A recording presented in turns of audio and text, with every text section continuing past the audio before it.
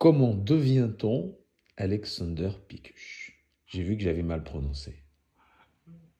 Pickuch, oui. Oui, j'ai bien dit. À vrai dire, c'est Alexander Piecu. Je suis né en Pologne. C'est quoi ta recherche?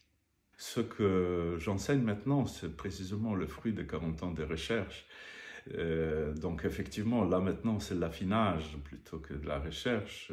La situation de la personne fait qu'il se trouve soit confronté à le problème de l'ordre de blessures thérapeutiques. Donc dans ce cas-là, on va commencer par l'immersion, d'individuation et de travail sur soi. Ça s'appelle leadership conscient et alignement profond. Oui. Ou bien la personne se pose la question, qui je suis, quelle est ma voix? Les gens en crise de quarantaine, ils arrêtent de travailler dans les structures classiques, ils sortent de leur burn-out, tu vois, et maintenant quoi? Donc là, évidemment, ceux-là, ils vont commencer par le module la raison d'être. Oui. Tu vois? Et il y a encore le troisième module, c'est le module gouvernance. Tu vois, de fonctionnement horizontal des organisations, fonctionnement organique. Ça va intéresser ceux qui sont intéressés par les nouvelles formes de l'organisation, qui veulent fonctionner en flow individuel ou collectif. Tu vois, quand les équipes de basket de NBA américaines qui sont dans l'étape de modifier des consciences, ils font des exploits extraordinaires. On peut commencer par la raison d'être, on peut commencer par l'individuation. L'individuation va nous amener à la raison d'être, et la raison d'être va nous amener à l'individuation. Et de distinguer les parties blessées des parties connectées, comme on dit, connectées à son soi profond, tu vois, c'est précisément la première étape de travail sur soi.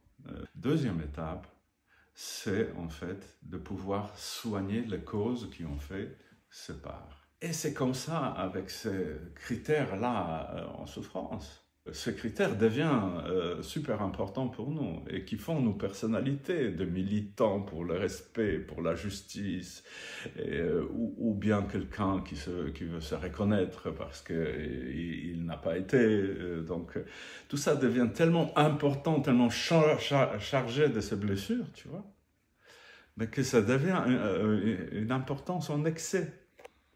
Et chaque importance en surimportance, en excès, produit exactement le contraire que ce qu'elle cherche à produire. Il me fallait aussi 15 ans pour répondre à la question comment on retrouve sa raison d'être. Voilà, et effectivement,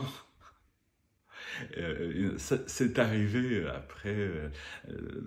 après une certaine formation à la PNL et à une découverte niveau logique de Betz-Sandils, dans lequel ce qui crée l'identité profonde, c'était l'expérience spirituelle.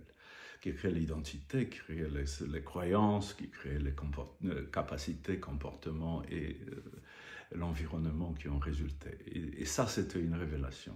Je cherche sur la raison d'être profonde, sur ta vocation profonde. J'ai compris que ce qui fait l'homme, c'est le moment le plus marquant de sa vie. C'est comme mon histoire de prison, tu vois, qui m'a fait. Raconte-nous.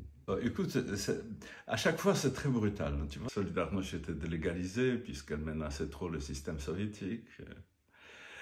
Nous, on se trouvait tous dissidents.